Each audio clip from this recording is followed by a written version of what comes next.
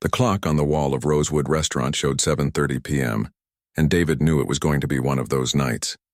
The kind where wealthy customers came in expecting the world to revolve around them. He adjusted his black tie and smoothed down his white shirt, checking his reflection in the mirror by the kitchen door. At 28, he'd been working at this upscale restaurant for 2 years, and he knew the drill by heart. David wasn't supposed to be here forever. 3 days a week, he attended voice lessons with Mrs. Chen, an elderly piano teacher who charged him half her usual rate because she believed in his talent. The rest of his time was split between this job and practicing in his small apartment, much to his neighbors' annoyance. His dream was simple: to sing professionally. Maybe not at the Metropolitan Opera, but somewhere that mattered. Tonight felt different, though. The restaurant buzzed with an unusual energy. The host, Jeremy, had warned all the servers about a special table coming in. Mrs. Whitfield's group, he'd said with a grimace. They tip well, but they're difficult. David had heard about Mrs. Victoria Whitfield before. She was the kind of woman who appeared in the society pages of the newspaper, always photographed at charity events wearing diamonds that cost more than most people's cars. The other servers called her the Queen behind her back, and not in a good way. As David arranged water glasses at table 12, he watched the front entrance. The restaurant's atmosphere was elegant but comfortable, with soft lighting and jazz playing quietly in the background. The smell of garlic and herbs drifted from the kitchen, mixing with the subtle perfume of expensive flowers on each table. "She's here," whispered Amy, another server, as she rushed past with a tray of appetizers. David looked toward the entrance and saw her immediately. Mrs. Whitfield glided through the restaurant like she owned it, her silver hair perfectly styled and her red dress probably worth more than David made in 3 months. Behind her came 4 other women, all dressed in designer clothes and dripping with jewelry. They laughed at something she said, but their laughter sounded forced, like they were afraid not to find her funny. Jeremy, the host, practically bowed as he led them to their reserved table. It was the best spot in the house, by the window overlooking the city lights. David felt his stomach tighten as he realized table 12 was in his section.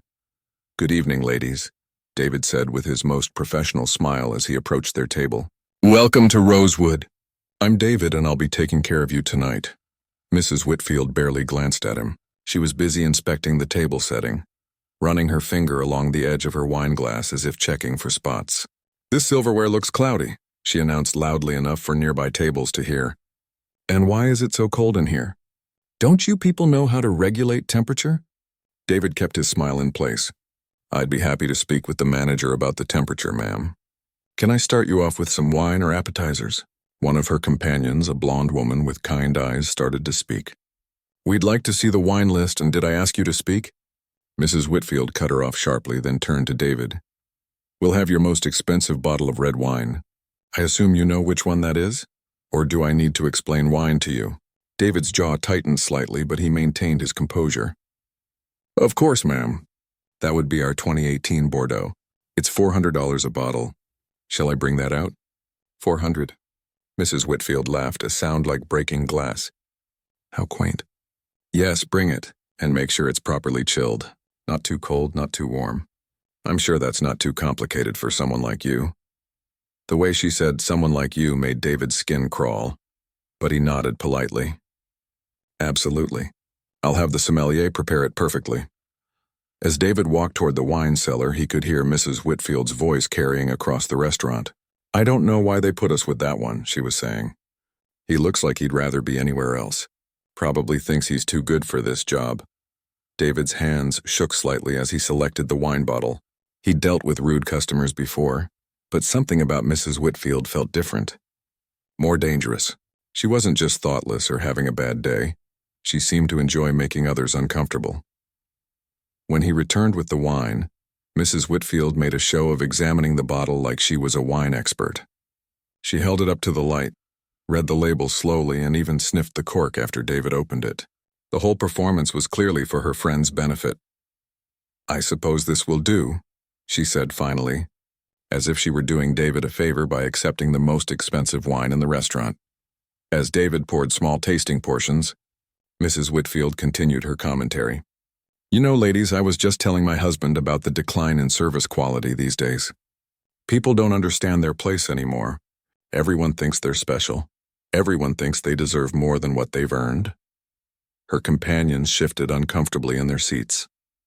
The blonde woman, who seemed nicer than the others, tried to change the subject. Victoria, have you seen the new exhibition at the art museum? The paintings are absolutely stunning.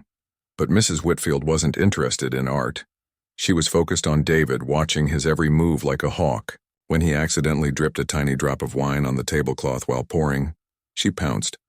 "Careful there," she said loudly. "This tablecloth probably costs more than your weekly paycheck. Though I suppose you're used to making messes, aren't you?" David's face burned with embarrassment, but he quickly dabbed the tiny stain with his towel. "I apologize, ma'am.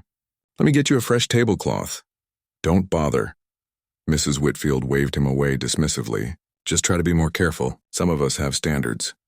The rest of the evening continued in the same pattern.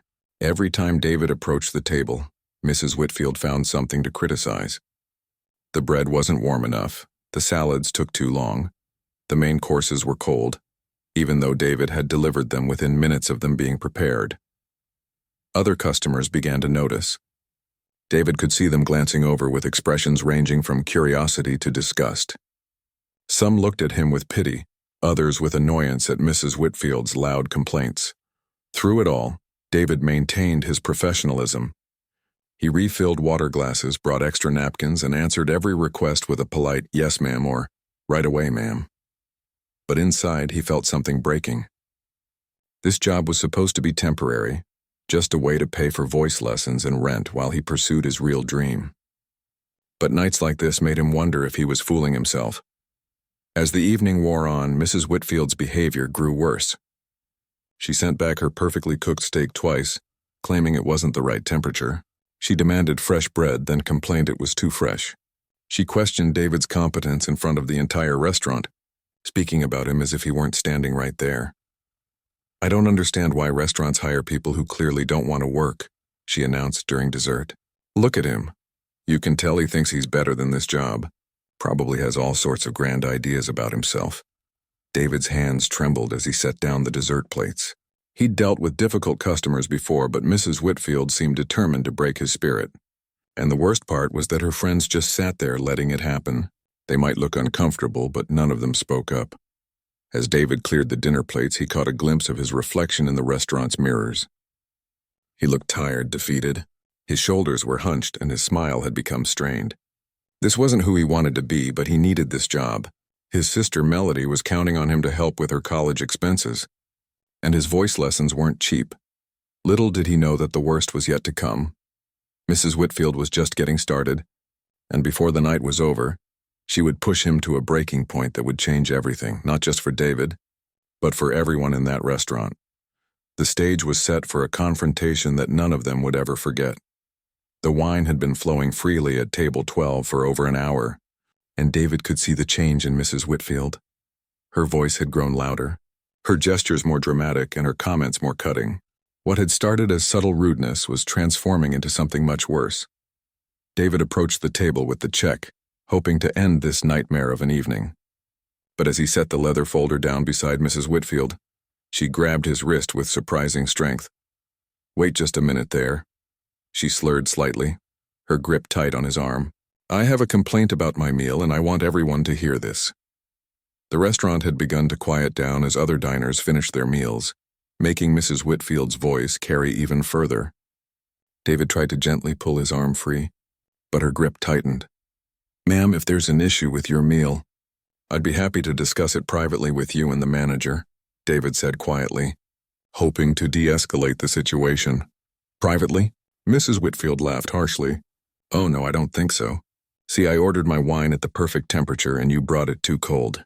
Then I asked for medium rare steak and you brought me something closer to well done. And through it all you've had this attitude like you're doing me some kind of favor by serving me." David's heart pounded in his chest. None of what she was saying was true, but he could feel every eye in the restaurant on them. "Mrs. Whitfield, I apologize if anything wasn't to your satisfaction. Let me get the manager and we can—" "Don't you dare interrupt me when I'm speaking," she snapped, finally releasing his wrist. "This is exactly what I'm talking about. You people don't know your place anymore. You think you can talk back, think you're equal to your betters."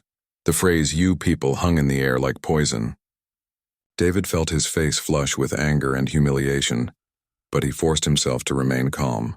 He was acutely aware that several customers were now openly staring, some holding up their phones. Mrs. Whitfield's companions looked mortified.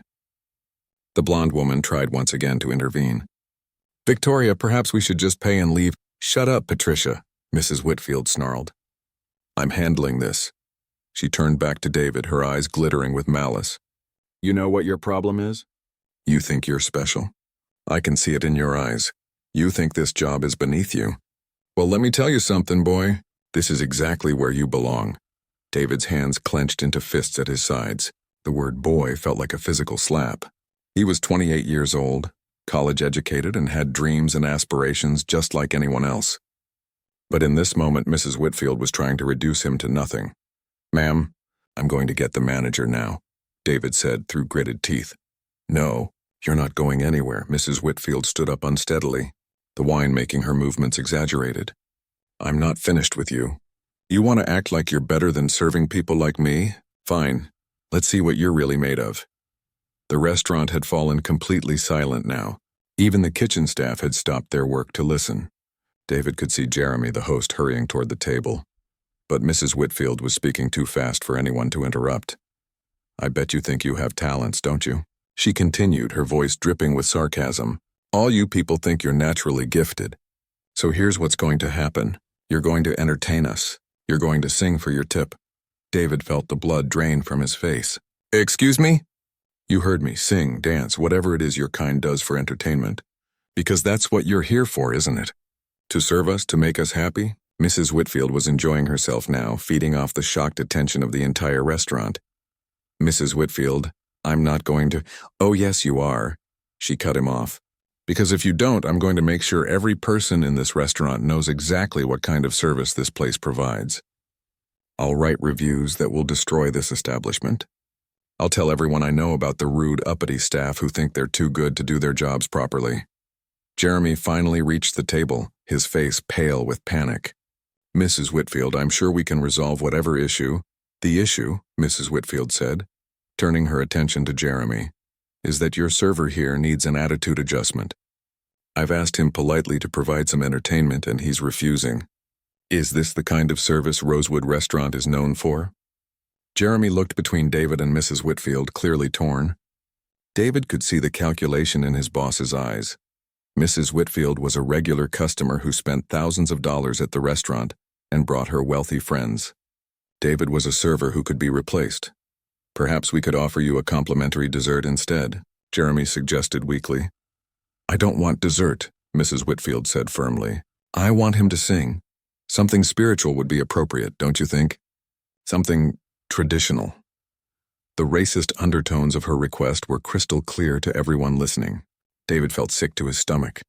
This woman was trying to humiliate him in the most degrading way possible, and his boss was actually considering letting it happen. "David," Jeremy said quietly, "perhaps you could it would only take a minute." David stared at his boss in disbelief. "You want me to sing for her?" "Just to keep the peace," Jeremy whispered. "These are very important customers." David looked around the restaurant. Every face was turned toward him, waiting to see what he would do. Some people looked sympathetic, others appeared uncomfortable, and a few seemed almost eager to see the show Mrs. Whitfield was demanding. "Come on," Mrs. Whitfield taunted. "Don't be shy. I'm sure you have a lovely voice. All your people do, right? It's in your blood." David's sister's face flashed through his mind. Melody was depending on him for help with her college expenses. His voice lessons cost money he couldn't afford to lose. If he walked away from this job, how long would it take him to find another one? And who would hire him if Mrs. Whitfield followed through on her threats to destroy his reputation? David started, then stopped. The words wouldn't come. Mrs. Whitfield sensed his internal struggle and pressed her advantage. "What's the matter? Cat got your tongue? Or are you finally realizing that you're not as special as you thought you were?" Her friends were now actively trying to get her to sit down and stop the scene, but she brushed them off. She was completely focused on David, like a predator who had cornered its prey. "You know what I think?" she continued, her voice carrying to every corner of the restaurant. "I think you're just another entitled young man who thinks the world owes him something. But the world doesn't owe you anything. You want to earn your keep? Then earn it. Sing for us. David felt tears of rage and humiliation burning behind his eyes. This woman was trying to break him, to reduce him to a stereotype for her own entertainment. And the worst part was that she was succeeding. In front of dozens of strangers, she was stripping away his dignity piece by piece. But then something inside David shifted. He thought about all the hours he'd spent practicing, all the voice lessons he'd saved up for, all the dreams he'd been nurturing. Mrs. Whitfield thought she knew what kind of person he was, but she had no idea. "Fine," David said quietly. "What was that?" Mrs. Whitfield cupped her ear dramatically. "Speak up, I said fine." "I'll sing for you."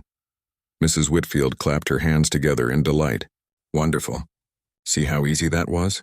Now something nice and spiritual, something that comes from the heart." David nodded slowly. "I know exactly what to sing." As he prepared himself, David caught the eye of an elderly Asian man sitting alone at a corner table.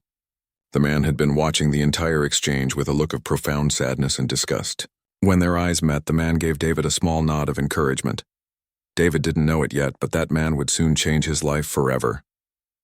But first, he had to get through the next few minutes, the most humiliating and transformative moments of his entire life. Mrs. Whitfield settled back into her chair with a satisfied smile, ready to enjoy the show she had demanded. She had no idea that she was about to receive far more than she had bargained for. David stood in the middle of the restaurant, surrounded by dozens of curious faces and the weight of Mrs. Whitfield's expectations. His heart hammered against his ribs as he tried to decide what to do. Every instinct told him to walk away, to quit on the spot and leave with whatever dignity he had left. But Melody's college bills flashed through his mind, along with the voice lessons he couldn't afford to lose. Mrs. Whitfield lounged in her chair like a queen waiting for court entertainment. Her lips curved in a cruel smile. "Well," she prompted. "We're waiting. Something nice and soulful, like I said." The way she emphasized soulful made David's stomach turn. She wanted him to perform some kind of stereotype, to reduce himself to what she expected from someone who looked like him. The other diners leaned forward in their seats, some uncomfortable with what they were witnessing, others morbidly curious about how this would unfold. David closed his eyes for a moment and thought about Mrs. Chen, his voice teacher. She was a tiny 70-year-old woman who had immigrated from Taiwan decades ago. Despite her small stature, she was fierce when it came to music. "Technique is important," she always told him, "but the most powerful thing a singer can do is surprise people. Make them hear something they never expected." When David opened his eyes, his decision was made. If Mrs. Whitfield wanted entertainment, he would give it to her, but not the kind she was expecting. "Actually," David said, his voice carrying clearly across the silent restaurant, "I'd like to sing something different. Something that means a lot to me." Mrs. Whitfield waved her hand dismissively. "I don't care what it means to you. Just make it quick. My friends and I have better things to do than listen to." But David was already beginning. Without any musical accompaniment, without any preparation, he opened his mouth and let the first notes of Nessun Dorma flow out. The change in the restaurant was immediate and electric. David's voice, trained through years of dedicated study, filled every corner of the space with rich, powerful sound. The opening phrases of Puccini's famous aria soared through the air, and every person in that room felt the hair on their arms stand up. Mrs. Whitfield's smug expression faltered. This wasn't what she had expected at all. She had wanted something she could mock, something that would confirm her prejudices. Instead, she was hearing one of the most challenging pieces in all of opera, performed with a skill that was unmistakably professional. David's posture had completely transformed. Gone was the hunched, defeated stance of a humiliated server. In its place stood a confident performer who owned every note he sang. His voice grew stronger with each phrase, building toward the aria's famous climax with a control and power that left the audience breathless. Patricia, Mrs. Whitfield's blonde companion, had tears in her eyes. She recognized the piece from the opera performances she attended, and she knew how difficult it was to sing well. What she was hearing now rivaled anything she'd experienced at the Metropolitan Opera. Other diners had stopped pretending to eat and were openly staring. Some had their phones out, recording what they instinctively knew was a once-in-a-lifetime performance. The kitchen staff had emerged from the back, drawn by the incredible sound filling their workplace, as David reached the soaring high notes that made Nessun Dorma famous. His voice rang with such clarity and power that glasses seemed to vibrate on their tables. He wasn't just hitting the notes. He was making them sing with emotion and meaning that transformed the entire restaurant into a concert hall. Mrs. Whitfield looked around desperately, as if hoping someone would stop this unexpected turn of events. Her attempt to humiliate David was backfiring spectacularly. Instead of reducing him to a stereotype, she had inadvertently given him a stage to display extraordinary talent. The elderly Asian man in the corner had set down his fork entirely and was listening with an intensity that bordered on reverence. His eyes were bright with recognition, not just of the music but of the rare quality of voice that could bring such life to these familiar notes. David lost himself in the performance. For these few minutes, he wasn't a struggling server dealing with difficult customers. He was what he had always dreamed of being, a true artist sharing his gift with an audience that appreciated it. The months of practice, the financial sacrifices, the dreams deferred, all of it poured out through his voice. As the aria built toward its triumphant conclusion, David's voice soared to heights that seemed impossible. The famous final high note, All'alba vincerò, at dawn, I will win, rang out with such power and conviction that several people in the restaurant gasped audibly. When the last note faded into silence, the restaurant remained frozen for a heartbeat. Then, like a dam bursting, applause erupted from every corner. People leaped to their feet, clapping and cheering with an enthusiasm usually reserved for professional concert halls. Mrs. Whitfield remained seated, her face pale with shock and something that might have been embarrassment. Her companions were on their feet with everyone else applauding enthusiastically. Patricia was openly weeping, moved by the beauty of what she had just witnessed. "Bravo," someone shouted from across the restaurant. "Incredible!" David stood in the center of it all, slightly breathless but transformed. The humiliated server was gone, replaced by a confident artist who had just reminded everyone in that room, including himself, of the power of true talent. Jeremy, the host, was applauding too, his earlier cowardice forgotten in the face of what he had just witnessed. Other staff members were cheering, proud to work alongside someone with such extraordinary ability. But the most important reaction came from the elderly man in the corner. He had stopped applauding and was studying David with the focused attention of someone who recognized not just talent, but the rare kind of voice that came along once in a generation. As the applause continued, David caught Mrs. Whitfield's eye. She was no longer smiling, no longer looking superior. For the first time that evening, she appeared small and uncertain. Her attempt to diminish him had instead elevated him beyond anything she could have imagined. "Thank you," David said simply, his voice now carrying the confidence of someone who knew his own worth. "I hope that was entertaining enough." The sarcasm in his voice was gentle but unmistakable.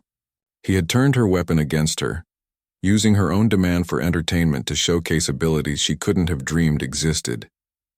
Mrs. Whitfield opened her mouth as if to speak, but no words came. What could she say? That the performance was inadequate? That he hadn't followed her instructions? Everyone in that restaurant had just witnessed something extraordinary, and any criticism from her would only make her look more foolish. A businessman at a nearby table stood up and pulled out his wallet. "Young man," he called out, "that was the most beautiful thing I've heard in years. Please accept this." He walked over and handed David a $100 bill. Others followed suit. A woman pressed her business card into David's hand, telling him she worked for a music management company. An elderly couple invited him to perform at their anniversary party. The tips and offers kept coming, a stark contrast to the humiliation Mrs. Whitfield had intended to inflict. Through it all, the elderly Asian man watched quietly, a small smile playing at the corners of his mouth. He had seen something in David's performance that went beyond even the obvious talent. He had seen the heart of a true artist, someone who could transform pain into beauty. David looked around the restaurant, taking in all the faces that had been transformed from curiosity to admiration. This wasn't how he had expected his evening to end, but he was beginning to understand that sometimes the worst moments in life could become doorways to something better. Mrs. Whitfield was still sitting in stunned silence, but David was no longer focused on her. He had proven something to himself and to everyone watching, that talent and dignity couldn't be diminished by someone else's prejudice. The real surprise, however, was yet to come. The applause was finally beginning to fade when the elderly Asian man in the corner stood up. David noticed him immediately.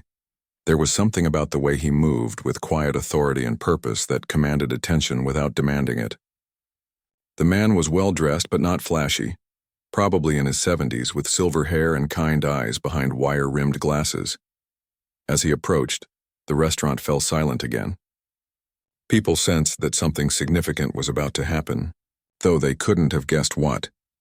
"Excuse me," the man said to David, his voice carrying a slight accent that suggested English wasn't his first language.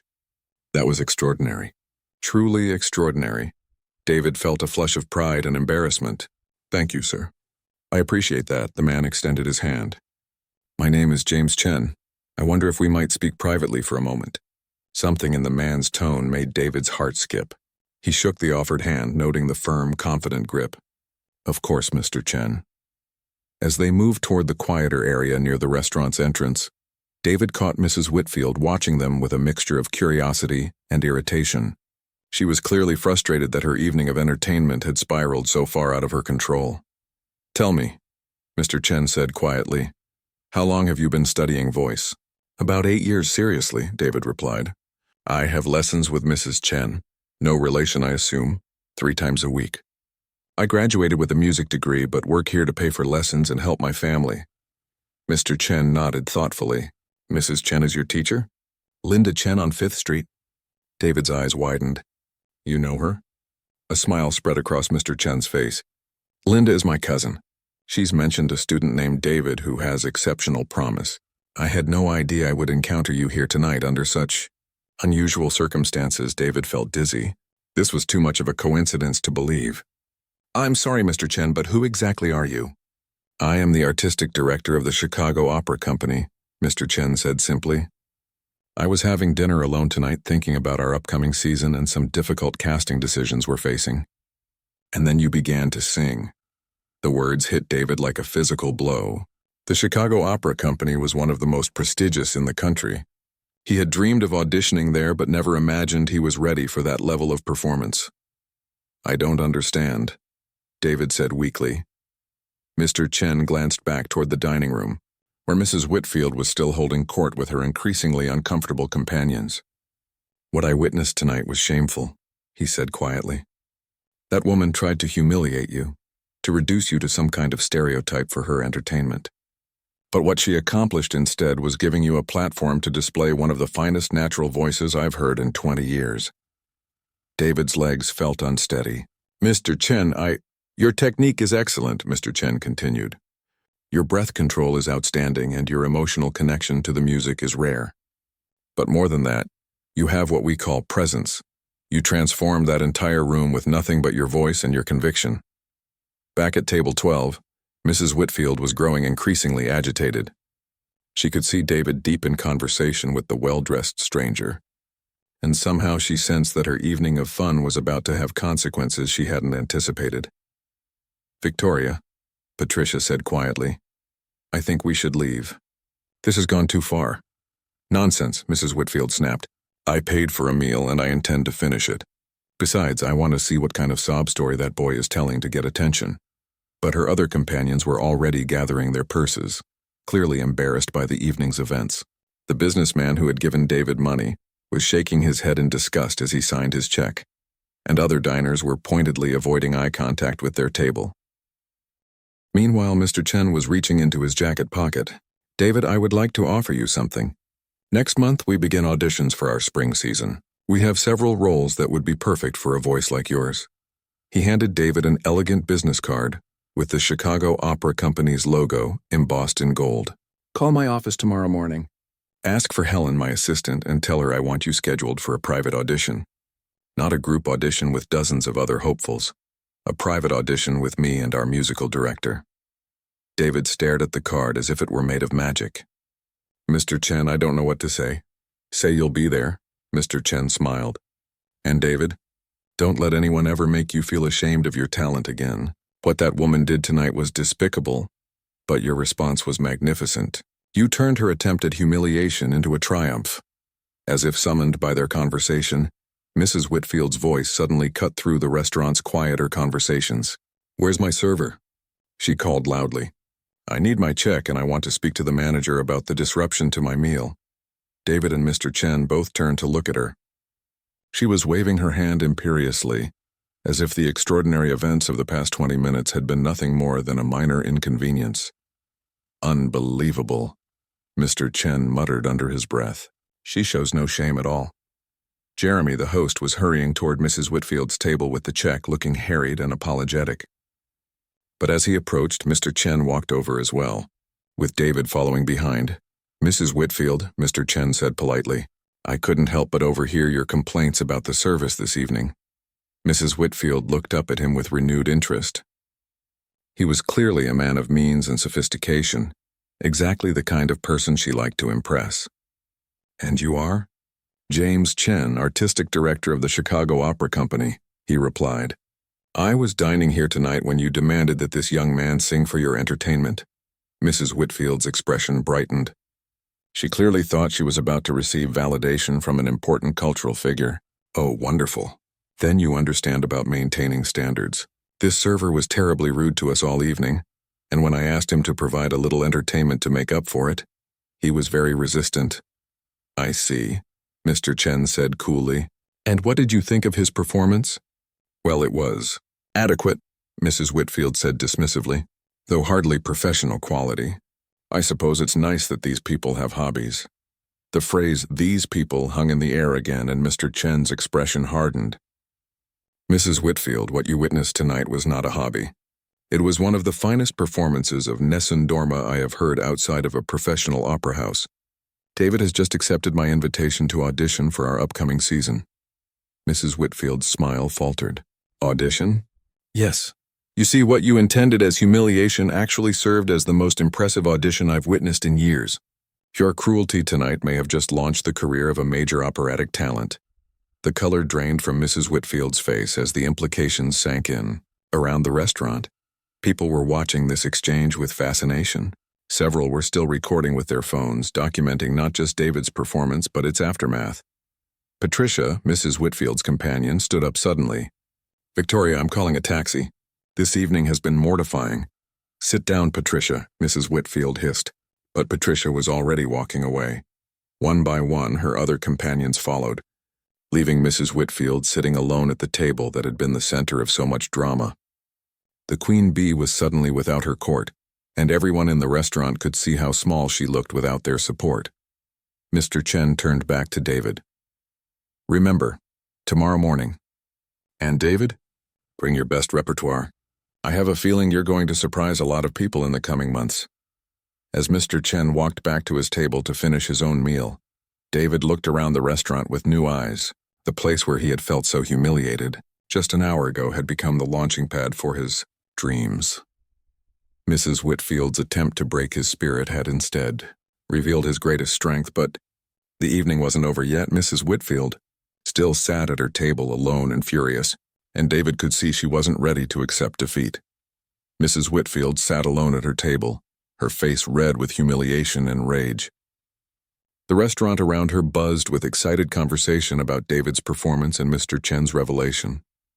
She could hear fragments of discussion from nearby tables. "Incredible voice, opera company.